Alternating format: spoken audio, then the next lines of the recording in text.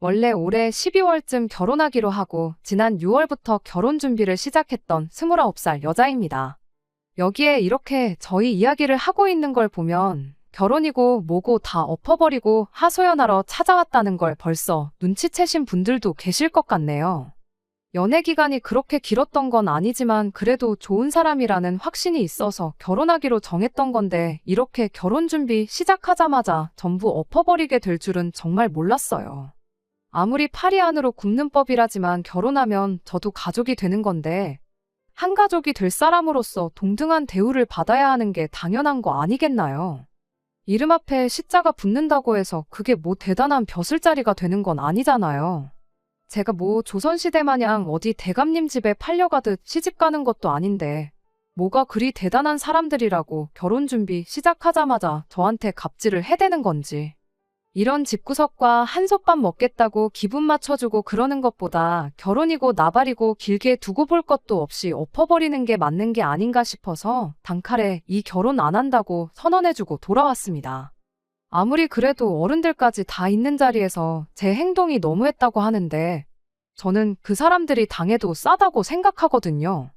여러분들께서 제 이야기 한번 들어봐 주시고 정말 제 행동이 너무했는지 객관적으로 한번 판단해 주세요. 저한테 친구가 한 명 있어요. 그 친구는 저랑 어려서부터 친하게 지내던 친구가 아니고 대학교를 졸업하고 막 취직 준비를 시작했을 때 알게 된 친구였어요. 당시만 해도 취직 준비에 필요한 정보 공유를 한다고 이래저래 연락을 자주 주고받던 친구였는데 서로 취직하고 나서 사는 게 바쁘다 보니 한동안 소원해져서 몇 년 동안 소식도 모르고 지내게 되었지요. 그런 친구한테서 몇 년 만에 연락이 왔어요. 서로 너무 반갑다고 톡으로 안부도 묻고 근황 이야기도 나누고 하면서 몇 시간을 떠들었습니다. 그런데 보통은 한참 이렇게 소식도 모르고 지내던 친구가 갑자기 연락을 해오면 안부가 궁금한 것보다는 다른 용건이 있어서 하는 경우가 많잖아요. 그 친구도 제 안부를 묻고 싶다기보단 다른 이유가 있겠거니 생각했어요. 아니나 다를까 저한테 남자를 한 명 소개시켜주고 싶다는 이야기를 꺼내왔어요. 그때쯤 제가 마침 한참 사귀고 있던 사람과 되게 안 좋게 헤어지게 되었는데 어디서 그 소식을 들었나 보더라고요. 아무튼 그때 친구한테 소개를 받게 된 게 제 남자친구였습니다. 남자친구는 저보다 5살 연상으로 제 친구하고는 대학교 때부터 알고 지낸 사이였던 사람이었어요. 아무튼 그렇게 친구의 주선으로 남자친구를 처음 만나게 되었고 그렇게 몇 번 더 만나다가 남자친구와 연애를 시작하게 되었습니다. 연애 6개월 차가 되었을 때 남자친구가 먼저 결혼에 대한 이야기를 꺼내왔어요. 연애만 하는 것도 좋지만 자기가 아무래도 나이가 있다 보니 결혼을 생각하지 않을 수가 없다면서 조금 더 진지하게 저랑 만나고 싶다고요. 말씀드렸던 것처럼 지금 남자친구를 만나기 전에 만나던 사람과 조금 마무리가 안 좋게 헤어졌었거든요. 그런데 이렇게 갑자기 나타난 남자친구가 똥차가 가고 찾아온 벤츠가 아닌가 하는 착각까지 하게 되었죠. 남자친구를 만나기 전에 만나던 사람과 워낙에 안 좋게 헤어졌다 보니 남자친구가 더 좋은 사람처럼 보였나 싶었던 것 같아요. 객관적으로도 학벌이나 직장, 뭐 하나 전에 만나던 사람보다 빠지는 게 없는 사람이기도 했어요. 아무튼 저도 늦은 나이는 아니지만 곧 30을 앞두고 있던 나이다 보니 남자친구가 꺼낸 결혼 이야기를 긍정적으로 받아들이게 되었습니다. 그 뒤로 반년 정도를 더 만나다가 지난 6월에 남자친구의 청혼을 받게 되었고 그렇게 저희는 올해가 가기 전에 결혼식을 올릴 계획을 세우고 본격적으로 결혼 준비를 시작하게 되었습니다. 남자친구와 저 사이에 친구가 있다 보니 결혼 이야기 오가는 동안에 서로가 말은 안 했지만 대충 조건이 어느 정도인지에 대해서는 어렴풋이 알고는 있었어요. 그러다 남자친구의 청혼을 받고 나서는 쉬쉬할 일도 아니겠구나 싶어서 서로의 경제 상황에 대해서 오픈을 하게 되었습니다. 일단 저는 현재 외국계 기업에서 일을 하고 있어요. 올해로 입사 4년차 데리고 세금 같은 거 전부 제외하고 월급을 280 정도 받고 있습니다. 또래들과 비교하면 뭐 엄청 모자란다 싶을 만큼 적게 버는 것도 아니고 평범한 편이지요. 그래도 회사가 외국계다 보니 추가 근무를 한 것에 대해서는 칼같이 계산을 해주는 편이에요. 마음만 먹으면 잔업에 야근 이런 거 해서 월 300 정도는 맞춰서 벌 수 있지만 제가 워라밸을 중시하는 사람이다 보니 돈 얼마 더 버는 것보다 일찍 퇴근해서 이것저것 배우며 자기 개발하는데 더 시간을 쏟고 있습니다. 아무튼 직장 생활 시작한 이래로 제가 저금으로만 2천만 원 정도를 가지고 있습니다. 연봉 받는 거 치고 저금이 적은 이유는 대부분의 재산을 주식으로 보유하고 있기 때문입니다. 작년과 재작년에 어떻게 운이 좋아서 주식으로 조금 재미를 봤어요. 주식 계좌에만 한 5천만 원 정도 들어있고요. 더 모으려면 더 모을 수 있었지만 말씀드린 대로 제가 이것저것 배우러 다니는 걸 좋아해서 생활비 외에도 추가적으로 들어가는 부분이 있다 보니 그렇게 7천 가지고 있는 게 전부입니다. 남자친구는 저보다 연봉이 훨씬 높아요. 저랑 5살이나 차이가 나는 만큼 사회생활 경력도 더 길지만 그런 거 다 감안해서 제가 같은 경력이라 할지라도 남자친구가 버는 만큼 벌지는 못합니다. 월급은 이것저것 다 떼고 380 정도 들어오고 명절이나 연말에 나오는 수당 같은 것까지 계산하면 월급이 400을 넘는다고 봐도 무방합니다. 그런데 모아놓은 돈이 4천만 원이 전부였어요. 대신 할부가 다 끝난 차가 한 대 있었습니다. 저는 별말 안 했는데 자기가 차를 처음 샀을 때 출고가가 4천 정도였다고 그럼 저보다 1천만 원은 더 모아놓은 거라고 봐도 무방하지 않냐고 하는 걸 보니 자기가 돈을 썩 잘 모으지 못했다는 걸 알고는 있는 눈치였어요. 그래도 제가 돈을 그것밖에 못 모았냐고 따진 것도 아니고 아무 말도 안 했는데 저러는 걸 보니까 좀 어이가 없었습니다. 그래서 차를 샀을 때 가격이 아니라 지금 당장 처분했을 때 얼마나 쳐주는지를 봐야지 맞는 거 아니냐고 한마디 따졌죠. 그랬더니 남자친구가 난데없이 제 주식을 가지고 걸고 넘어져 왔습니다. 주식도 팔아야 돈인 거 모르냐고 지금 주식 계좌에 있는 5천만 원이 내일도 똑같이 5천만 원이라고 생각하지 말라고 하는 거예요. 주식이라는 게 원래 예상할 수 없는 것이다 보니 남자친구 하는 말이 틀린 말은 아니었지만 그 상황에서 그런 말을 한다는 건 억지나 마찬가지였습니다.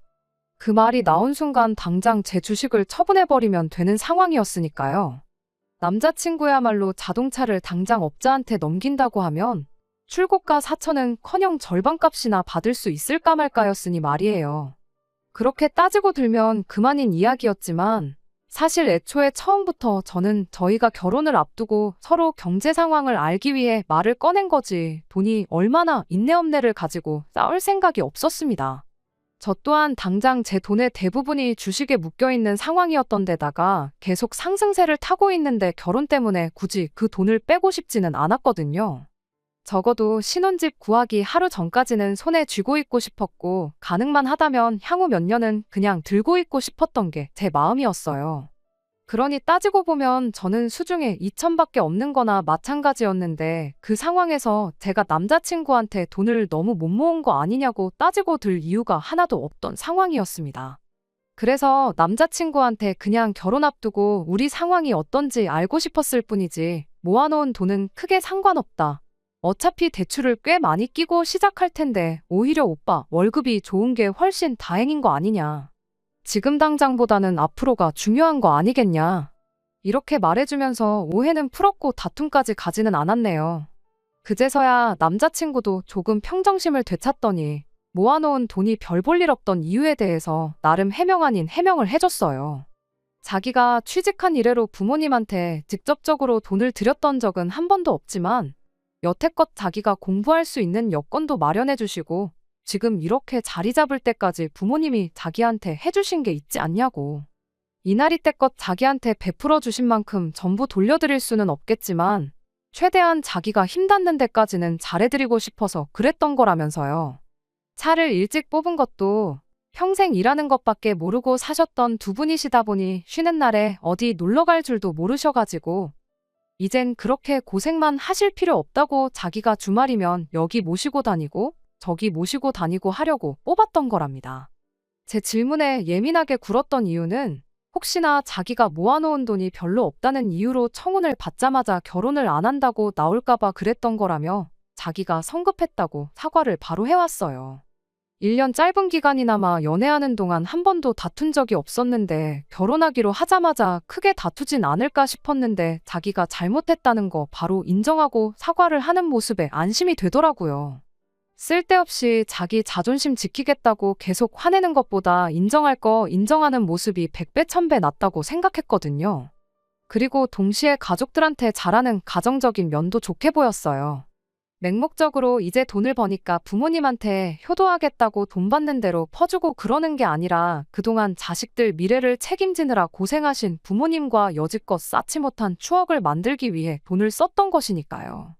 자기만 알고 이기적인 그런 사람보다야 그런 마음을 쓸 줄 아는 모습이 좋아 보였어요.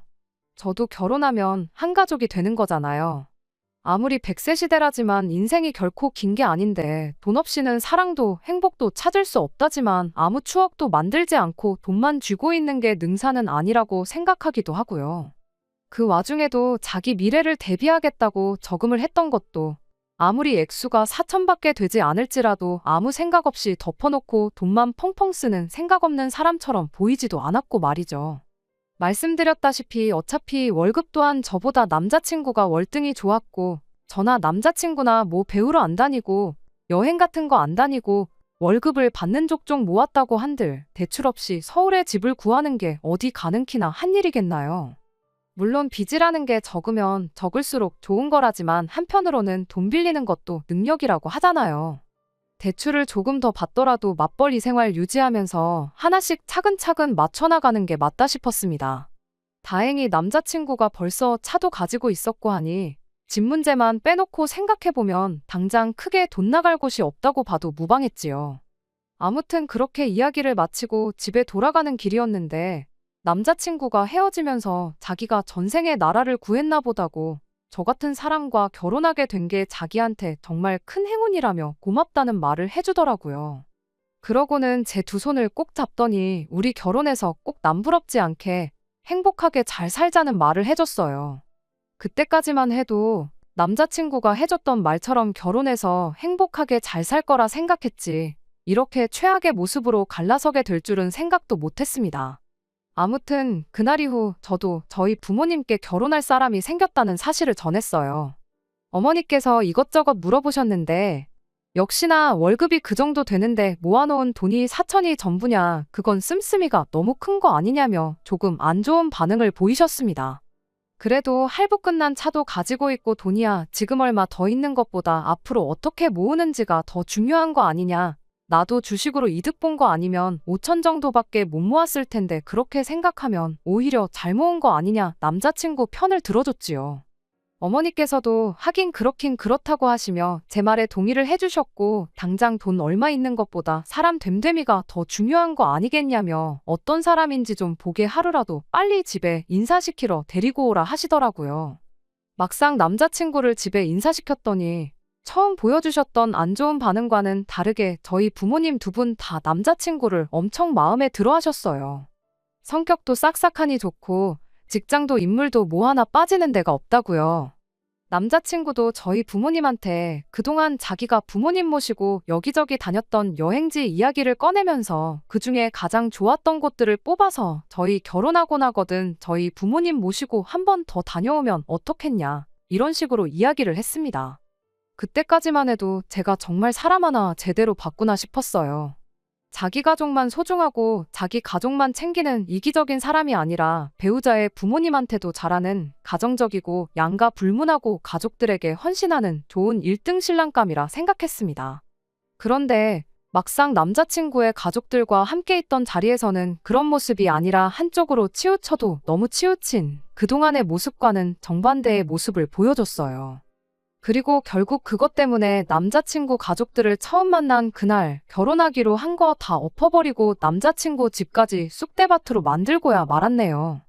남자친구를 저희 집에 소개했으니 당연히 이번엔 제가 남자친구 집에 인사를 드리러 갈 차례가 되었습니다. 남자친구가 워낙에 저희 집에서 좋은 모습을 보여줬으니 저 또한 남자친구가 했던 것처럼 똑같이 좋은 모습을 보여주고 싶었어요. 다만 제 성격이 남자친구처럼 싹싹하고 어른들 앞에서 긴장 안 하고 그런 성격이 아니다 보니 혹시나 실수하지 않을까 걱정도 많이 했습니다. 다행히 남자친구 부모님이 그렇게 깐깐해 보이는 사람들은 아니었어요. 저희가 근처까지 다 와간다고 연락했더니 아파트 현관까지 나오셔서 저희를 마중 나와 주셨어요.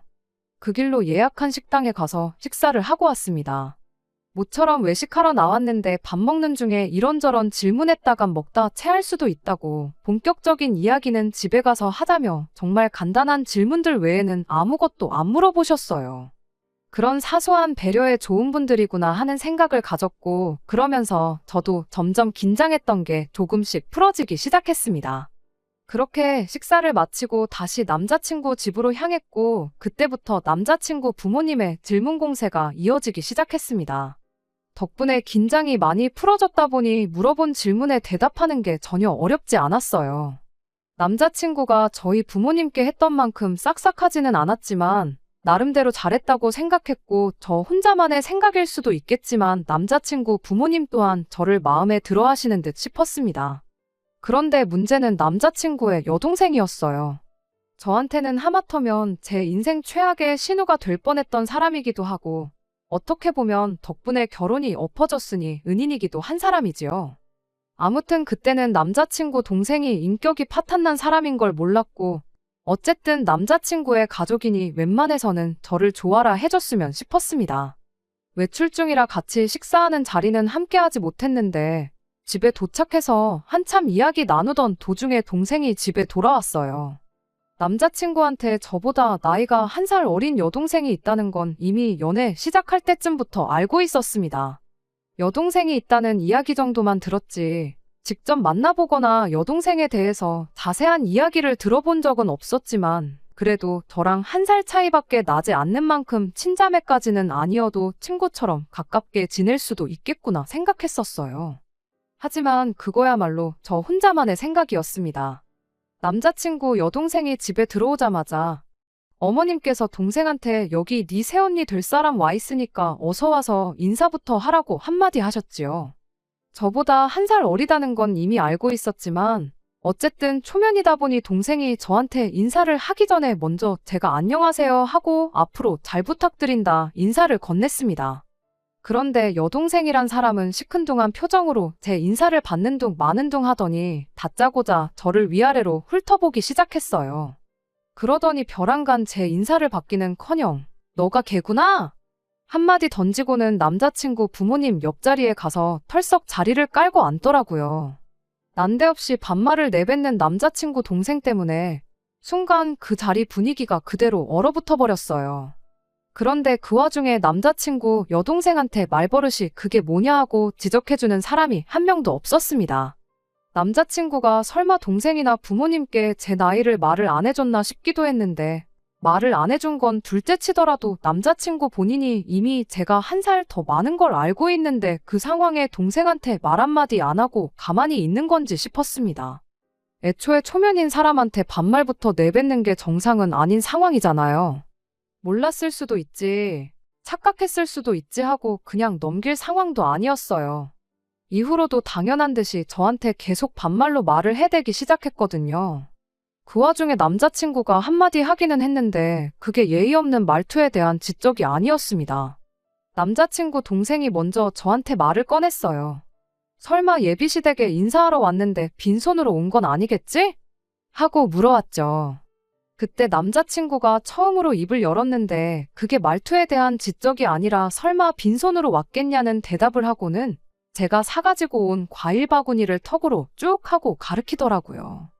남자친구 여동생이 그 과일 바구니를 보더니 안 그래도 자기가 친구랑 나가서 밥 먹고 오는 길인데 기름진 거 먹어서 상큼한 게 땡겼는데 잘 됐다며 저한테 나 과일 좀 먹어도 되지?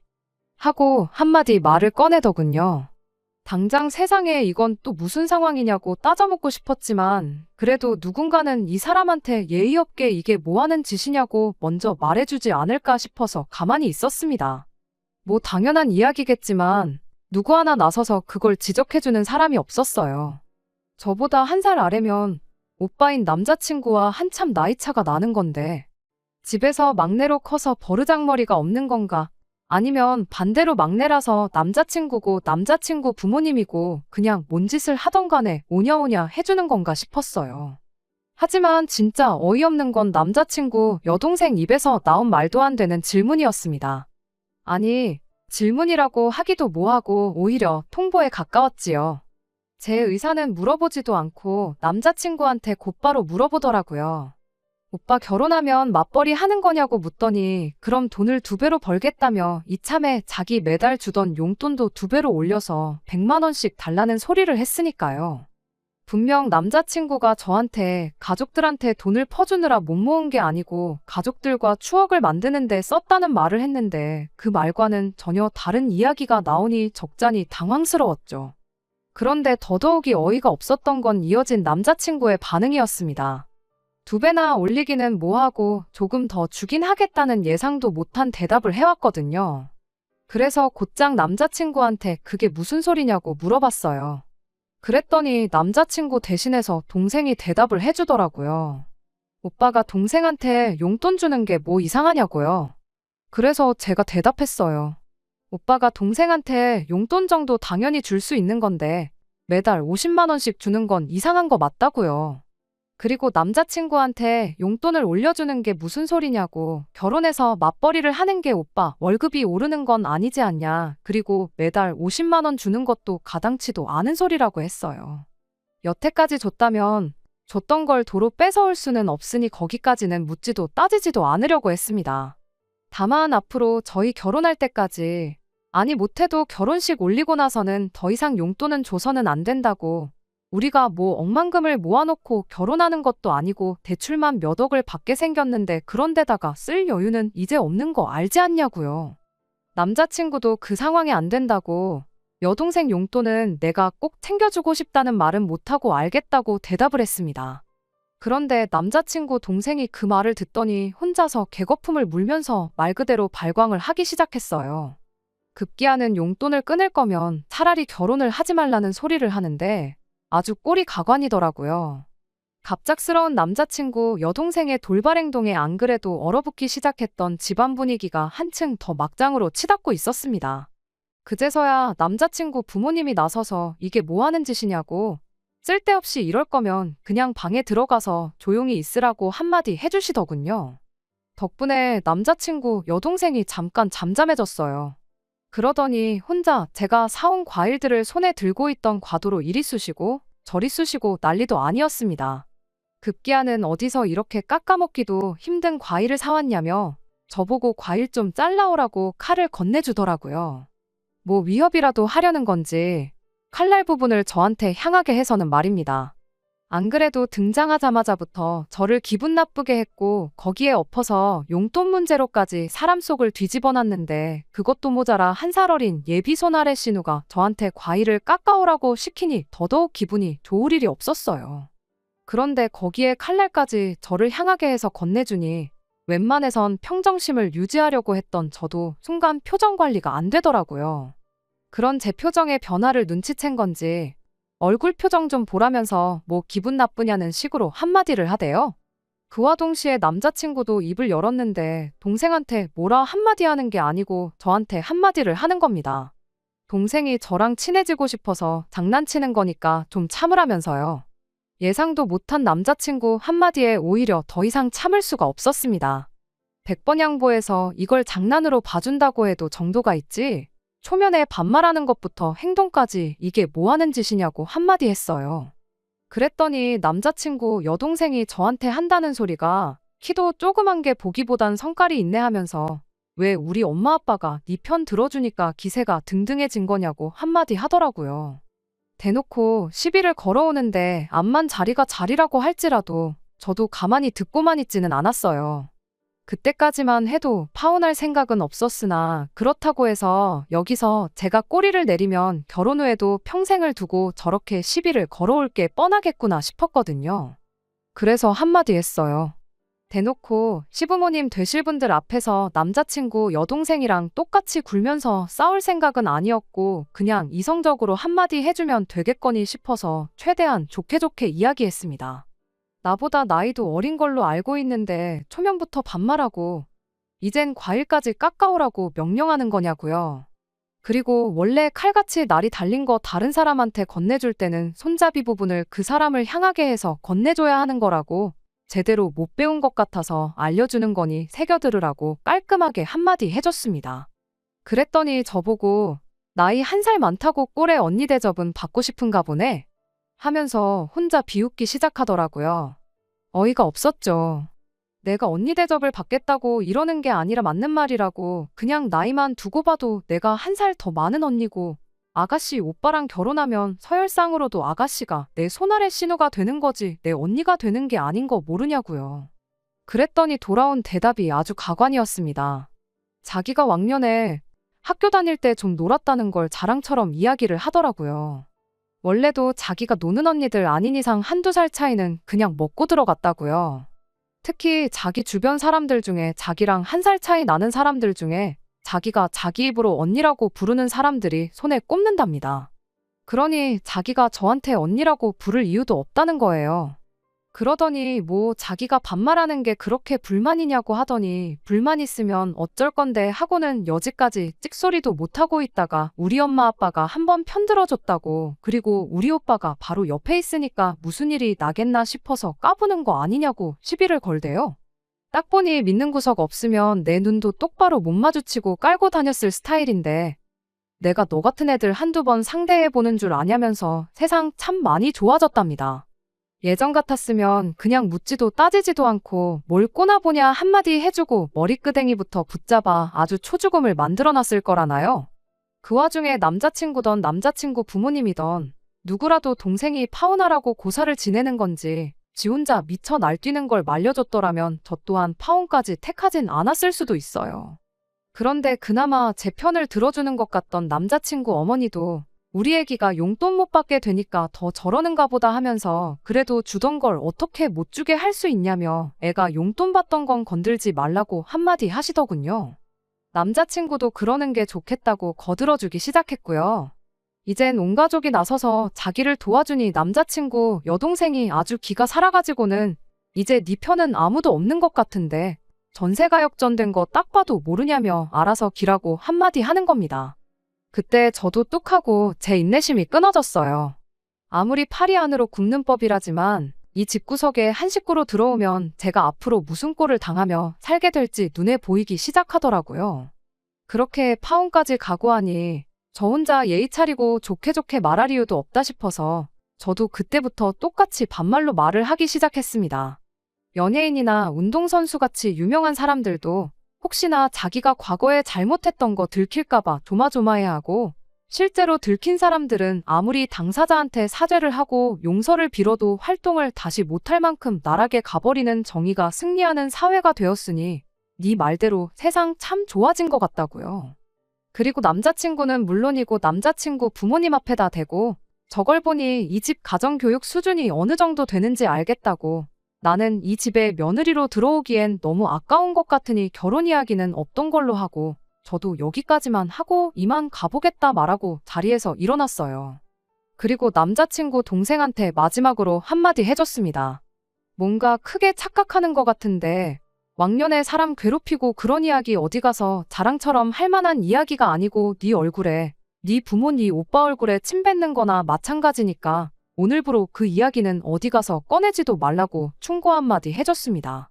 그리고 나서 남자친구 동생이 난도질을 해놓은 과일은 두고 멀쩡한 과일들만 챙겨 들고 저런 인간도 안 되는 애 먹으라고 사온 과일이 아니니 아까워서라도 도로 가져가겠다 말하고 현관문 쪽으로 몸을 돌렸어요. 그런데 뒤에서 남자친구 동생이 저를 향해 냅다 뛰어오더라고요. 머리끄댕이라도 잡으려는 건지 팔을 뻗길래 그대로 그 팔을 잡아서 업어치기로 바닥에 내동댕이를 쳐버렸어요. 지난 몇 달 동안 남자친구 입에서 처음 결혼에 대한 이야기 나왔을 때 혹시나 싶어서 체중 관리도 미리미리 할 겸해서 운동을 시작했었거든요. 그냥 헬스장만 다니기에는 지루한 것 같고 새로운 것도 배워보고 싶어서 집 근처에 있는 종합격투기 도장에 등록해서 주짓수며 유도며 이런 걸 배웠거든요.